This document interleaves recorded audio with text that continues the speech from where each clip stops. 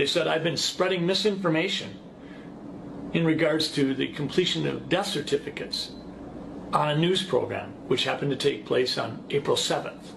And you could find that one. It was with Chris Berg if you wanted to. And the other allegation was that I provided reckless advice in my willingness to compare COVID-19 and the flu. When I got this letter, I was ticked.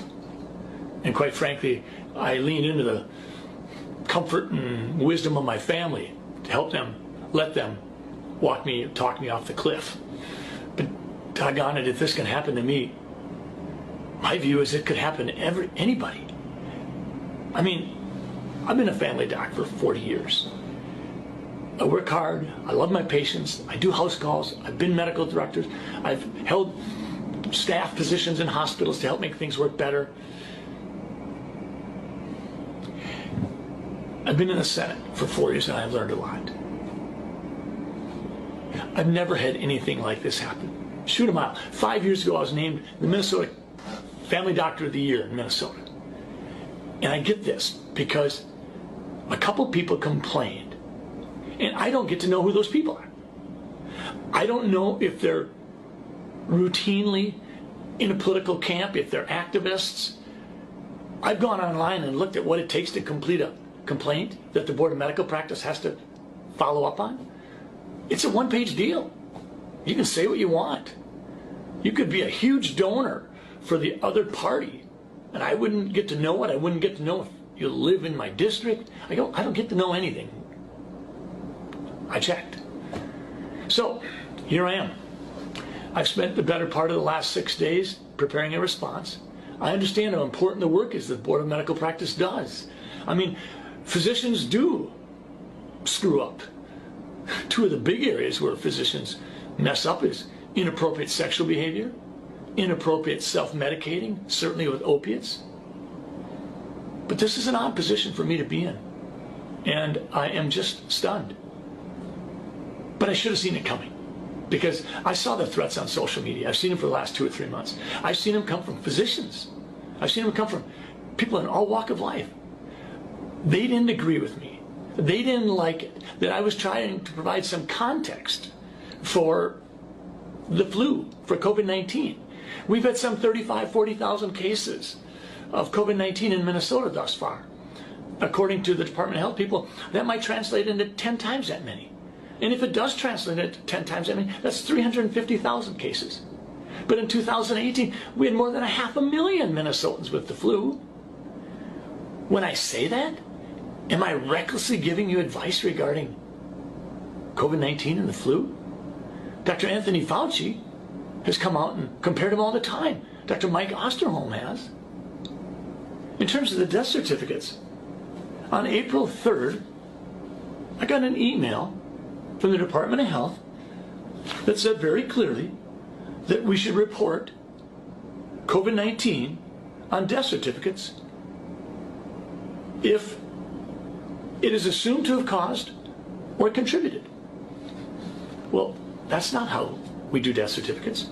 The official ICD-10 coding for April 1st, 2020 through September 30th, 2020, during the time frame in question, says this: if the provider documents suspected, possible, probable, or inconclusive COVID-19, do not assign U07.1, which is COVID-19 disease. It says, assign a code explaining the reason for the encounter, such as fever, or a cough, or shortness of breath. That's what the official instructions say. So I get this on April 3rd. I end up inadvertently, sort of accidentally, running it up the flagpole with Chris Berg on April 7th. And what happens? The Department of Health, a few days later, comes out with a clarification. And then a few weeks later, they come out with another clarification. And I appreciate it.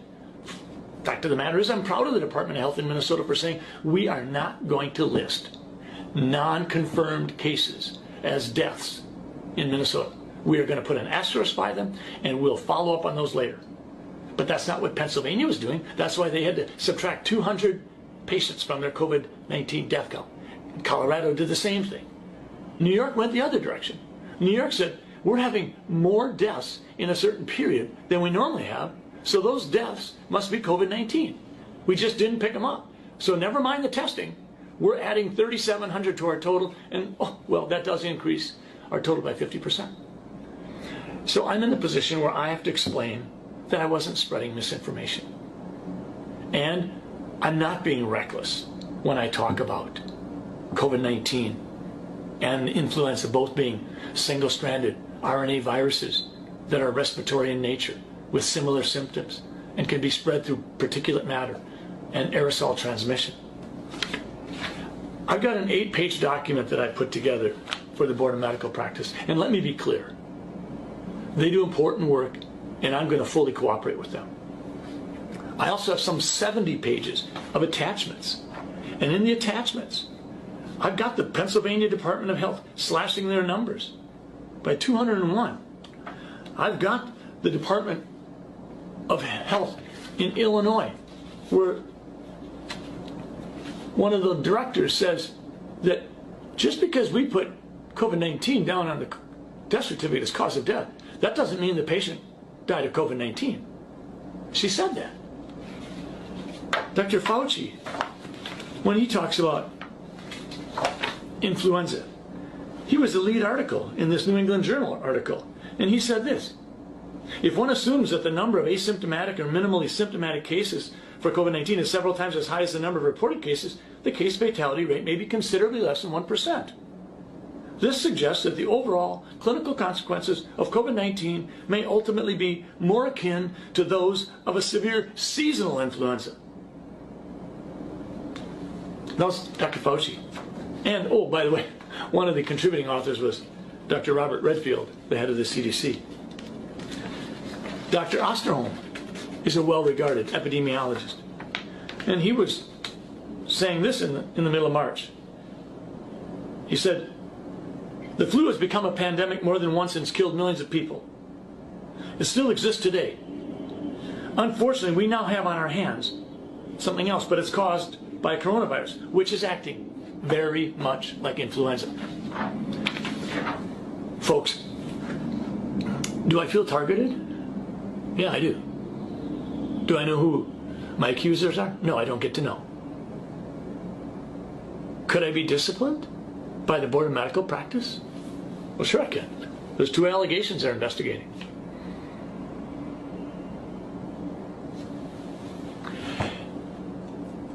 If I have been spreading misinformation.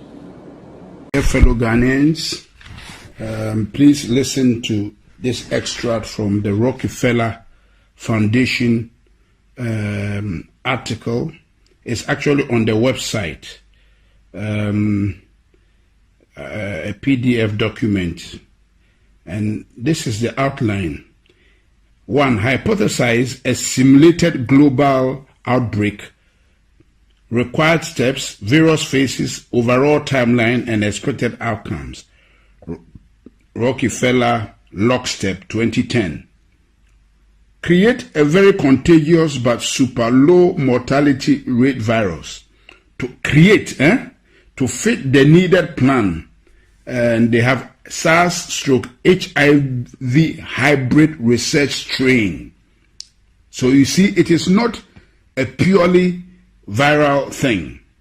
It's a hybrid research strain created at Fort Detrick Class 4 lab from 2008 to 2013 as part of a research project to find out why coronavirus spread like wildfire in bats but have an extremely hard time infecting humans, hence the 4 HIV insects, also known as the missing key to infect the humans, ACE2 receptor in brackets. Create a weaponized version of the virus with a much higher mortality rate as a backup plan, ready to be released in phase 3, but only if needed. And they have, in brackets, SARS, HIV, MERS, Middle Eastern Respiratory Disease or something. A weaponized tribrid strain created at Fort Detrick Class 4 lab in 2015. Okay? Transport the research strain to a different Class 4 lab, National Microbiology Lab in Winnipeg, Canada, and have it stolen and smuggled out by China. Wow. On purpose and taken to China's only Class 4 laboratory, Wuhan Institute of Virology in Wuhan, China, for added plausible deniability and to help cement the wanted backup public script as something to fall back on if needed. Primary script being its natural backup script being that China created it and released it by accident. That's why we said pandemic or accident according to plan. From all the talking heads, Fauci, Bergs, Tedros, and agencies, WHO, NIH, CDC, UN, that would be involved with pandemic response prior to the planned release of the research strain to control the wanted script throughout the operation. Create and fund the vaccination development and rollout plan so it's capable of being rolled out on a global scale. Bill Gates' Decade of Vaccines Global Vaccine Action Plan 2010 to 2020. Create and fund the vaccination verification certification protocols, digital ID, to enforce, confirm the vaccination program after the mandatory rollout is enacted, Gates ID 2020. Simulate the lockstep hypothesis just prior to the planned research strain release, using a real-world exercise as a final war game to determine the expected response timelines and outcomes. Gates, and that's Event 201, October 2019. Release the research strain at the Wuhan Institute of Virology itself, and then blame its release on a natural scapegoat as the wanted primary script, the Wuhan wet market, November 2019. You see how this thing has been really captioned? This is mystery of iniquity, wickedness, cached in secrecy. Downplay the human-to-human transmission for as long as possible to allow the research strain to spread on a global scale before any country can lock down or respond to avoid initial infection. Can you imagine? No wonder the WHO, that's exactly what the WHO did. Downplay the human-to-human transmission for as long as possible to allow the research strain to spread on a global scale before any country can lock down or respond to avoid initial infection. Once a country has seed infection in place, lock down incoming, outgoing travel, but keep the transmission within the country spreading for as long as possible. Once enough people in a country or region are infected, enact forced quarantines or isolation for that area and expand the lockdown regions slowly over time. Overhype the mortality rate by tying the research strain to deaths that have little to nothing to do with the actual virus to keep the fear and compliance at a maximum. If anyone dies for any reason and is found they have COVID, consider it a COVID death, and if anyone is thought to of maybe had symptoms of COVID, to assume they have COVID and consider it a COVID death. So this is what we have been hearing, that a lot of the deaths have been exaggerated. That's why the Americans are challenging the Chinese. The Chinese were not wrong. They were quoting the right figures.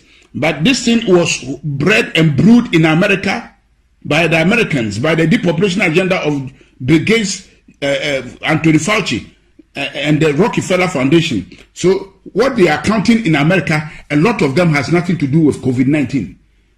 There are many people who have died of other diseases that have nothing to do with COVID-19, but have some of the symptoms, and they just branded all of them as COVID-19. That's why Anthony Fauci could stand and speak with confidence that there will be 200,000 deaths. Shame on him. Keep the public quarantine for as long as possible to destroy the region's economy. Can you see?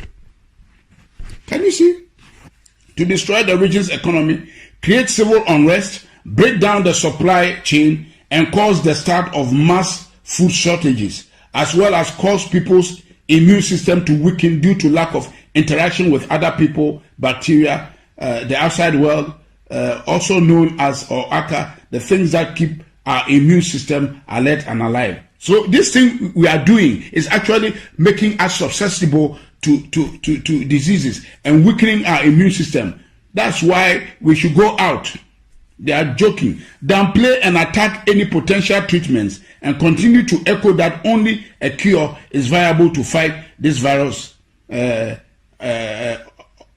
or also known as a vaccine. Continue to drag out the quarantine over and over and over again in 2-week intervals. Causing more and more people to eventually stand up and protest or defy them. Eventually, God have mercy. Eventually, end the phase 1 quarantine once they get enough public pushback around June 2020, and publicly say that they still think it is too early to end the isolation, but are going to do it anyways. Once the public go back to normal in course, wait a few weeks and then continue to overhype the recess strain mortality rate, August to September 2020, and combine it with the increase in deaths due to people dying from standard illnesses at a higher rate than normal due to having highly weakened immune systems from months of being in isolation, to help further pad the mortality rate and hype the upcoming phase 2 lockdown. So there's a phase 2 lockdown they are planning. Eventually enact phase 2 quarantines October to November on an even more extreme level and blame the protesters, mostly people who don't trust their government already, for the cause of the larger second wave. We told you so. It was too early. This is all your fault. Cause you needed a haircut. Your freedoms have consequences. Enforce the phase 2 quarantine at a much more extreme level, increasing the penalty for defiance. Replace fines with jail term. Deem all travels as non-essential. Increase checkpoints, including military assistance. Increase tracking, tracing of the population. Mandatory apps. Take over control of food, gas, large-scale shortages so that people can only get access to essential products, services if they are first given permission. Keep the phase 2 lockdown in place for a much longer period of time than the phase 1 lockdown, continuing to destroy the global economy, further degrade the supply chain, and further amplify the food shortages and alike. Quell any public outrage using extreme action and force, and make anyone who defies them appear as public enemy number 1 to those who are willing to submit. After a rather long phase 2 lockdown, 6+ months, roll out the vaccination program, vaccine certification, and make it mandatory for everyone, giving priority access to those that submitted from the start, and have those that are for it attack those that are against it, saying they are a threat to the cause of all. Say, the problems, we can't go back to normal until everyone takes the vaccine. People defying them are hurting our way of life and therefore are the enemy. Can you imagine? Can you imagine, fellow Ghanaians? Listen. If the majority of people go along with the agenda, then let those people enter the new system, new normal, while limiting the minority that defy the agenda's ability to work and travel. If the majority of the people go against agenda, then release the weaponized SARS-CoV, HIV-CoV, MERS, tribrid strain as phase 3, a virus with a 30% plus mortality rate as a final scare to push the minority to quickly become the majority and give a final "we told you so" to those that didn't listen. Enact the new economy model, Microsoft Patent 060606 cryptocurrency system, using body activity data, which is based on human behavior and willingness to submit. Tweaked version of Black Mirror's 15 million merits, using food, water, shelter, and other essentials as a weapon of enforcement of the new economic system. Basically, do what we want and get rewarded, gain credits, score and gain more access to things you need to survive, or go against what we want and get penalized. Those credits and those access to things you need to survive. This is recorded. Everything I've read to you, fellow Ghanaians, is what they have planned. And I am passing it around for everybody to pass it around and hear what has been planned. You can see everything that has taken place to date is right within this document from Rockefeller Foundation that somebody has been able to sneak out to us. And I've read it out because it is on the website. They may just take it out so nobody can go and get it again. So now I have it recorded so we can all listen to it, pass it round, and so that those who are saying it is all conspiracy theory can see. That's what the Bible means. The mystery of iniquity. It is cast in secrecy. And we are praying that this year, before the end of the year, God will expose all these wicked deals that they have cast in secrecy to put the world on their knees to get all of us vaccinated. That is the bottom line. That is the bottom line. God bless our homeland Ghana and make our nation great and strong, bold to defend the cause of freedom and of right. Fill our hearts with true humility. Help us to cherish fearless honesty. Help us to resist oppressors' rule. We are resisting this oppression of Bill Gates, Anthony Fauci. Yes, George Soros and the depopulation agenda. We are resisting them, and God is our helper. They will not succeed. I decree in the name of the Lord Jesus Christ, let God judge between them and us. They are here to destroy humanity and put us in a panic mode and deceive us and turn the world upside down. The world doesn't belong to these wicked guys. No way. They will not have their way. God will have his way. And what I'm doing now is part of what the church is supposed to do, to resist them. He says, the mystery of iniquity worketh, but he that letteth, he that restrains them, shall continue to do so until they be taken out. And so, as long as the church of the Lord Jesus Christ is here, they will not succeed.